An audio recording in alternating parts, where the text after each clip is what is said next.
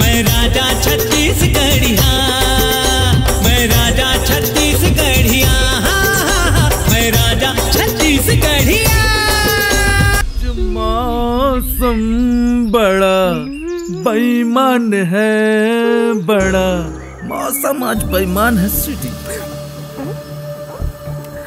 ऐसा सुहाना मौसम, सुनसान जगह, एकांत, इमातुर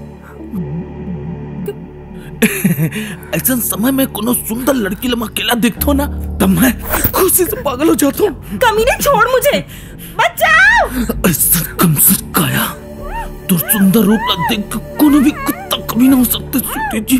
फिर मैं तो जन्मजात कमीना और कुत्ता हूँ।